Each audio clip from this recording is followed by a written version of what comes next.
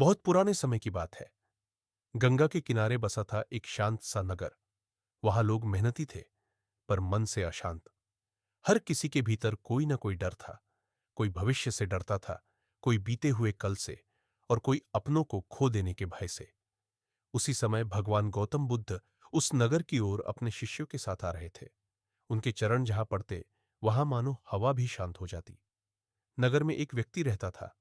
नाम था सोमदेव। बाहर से वह बहुत सफल दिखता था। उसके पास धन था, बड़ा घर था, सम्मान था, लेकिन भीतर से वह टूट चुका था। रात होते ही उसका मन डर से भर जाता। उसे नींद नहीं आती। बार बार उसके मन में यही विचार आता, सब कुछ होते हुए भी मैं खुश क्यों नहीं हूं। एक दिन उसे पता चला कि बुद्ध नगर में आए हैं। पहले तो उसने जाने का मन नहीं बनाया। उसे लगा, संत महात्मा क्या जाने मेरे मन की पीड़ा। लेकिन भीतर की बेचैनी इतनी बढ़ गई कि वह स्वयं को रोक न सका। जब वह बुद्ध के पास पहुंचा तो देखा, बुद्ध शांत बैठे हैं। उनके चेहरे पर न कोई चिंता, न कोई इच्छा, बस एक गहरी स्थिरता। सोमदेव उनके सामने बैठ गया। कुछ देर तक वह कुछ बोल ही नहीं पाया। बुद्ध ने उसकी ओर देखा और धीमे स्वर में कहा, तुम बहुत थके हुए हो। यह सुनते ही सोमदेव की आंखों से आंसू बह निकले। उसने कहा, भगवन, मेरे पास सब कुछ है, फिर भी मेरा मन खाली है।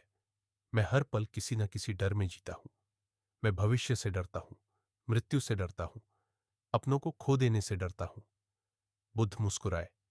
उन्होंने पास पड़ी एक सूखी पत्ती उठाई और कहा, इस पत्ती को हाथ में लो। सोमदेव ने पत्ती पकड़ ली।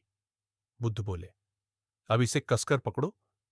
सोमदेव ने मुट्ठी भींच ली। बुद्ध ने कहा, अब बताओ, कैसा लग रहा है।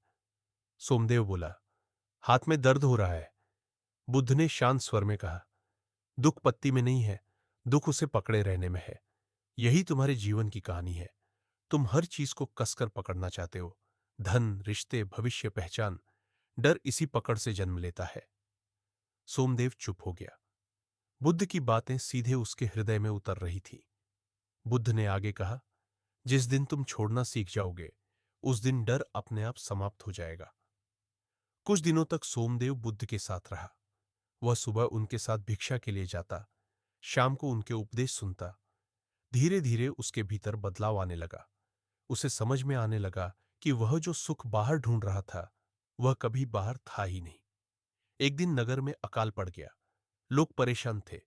भोजन की कमी थी। उसी नगर में एक बहुत क्रूर साहूकार रहता था। वह अनाज होते हुए भी लोगों को उधार नहीं देता था। लोग उससे डरते थे। बुद्ध ने कहा कि वे स्वयं उससे मिलने जाएंगे। जब बुद्ध साहूकार के घर पहुंचे तो उसने दरवाजा बंद कर लिया। उसे लगा, ये संत लोग मुझे मेरा अनाज दान करने को कहेंगे। बुद्ध दरवाजे के बाहर शांत खड़े रहे। कुछ देर बाद साहूकार स्वयं बाहर आया और बोला, आप क्या चाहते हैं। बुद्ध ने कहा, कुछ नहीं, मैं बस तुम्हें देखने आया हूं। साहूकार चौंक गया।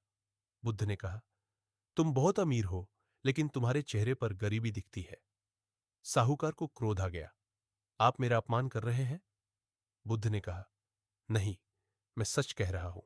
जिसके भीतर करुणा नहीं, वह सबसे गरीब होता है। ये शब्द साहूकार के भीतर कहीं गहरे जाकर लगे। पहली बार किसी ने उसके धन से नहीं, उसके मन से बात की थी। वह रात भर सो नहीं पाया। अगली सुबह उसने अपने गोदाम खोल दिए और अनाज बांटने लगा। लोगों की आंखों में जो आशीर्वाद था, वह उसने जीवन में पहली बार देखा। समय बीतता गया। बुद्ध एक गांव से दूसरे गांव जाते रहे। जहां जाते वहां लोग बदलने लगते। लेकिन बुद्ध कभी यह नहीं कहते कि मेरी पूजा करो।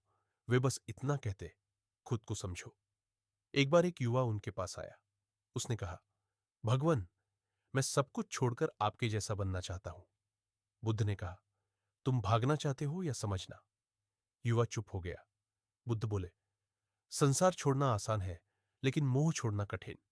अगर तुम संसार में रहकर भी आसक्ति से मुक्त हो सको, वही सच्चा मार्ग है। उनके जीवन की अंतिम यात्रा भी उतनी ही शांत थी जितना उनका जीवन। जब उन्होंने अपने शरीर को छोड़ने का समय देखा तो शिष्यों की आंखों में आंसू थे। बुद्ध ने कहा, रो मत। जो जन्मा है उसका जाना निश्चित है। दुख विदाई में नहीं, अज्ञान में है। उनके अंतिम शब्द थे, अप्प दीपो भव, अर्थात अपना दीपक स्वयं बनो। बुद्ध चले गए, लेकिन उनकी शांति आज भी जीवित है। हर उस मन में जो समझना चाहता है, हर उस दिल में जो डर से मुक्त होना चाहता है, और हर उस इंसान में जो दुख से भागना नहीं, उसे समझना चाहता है।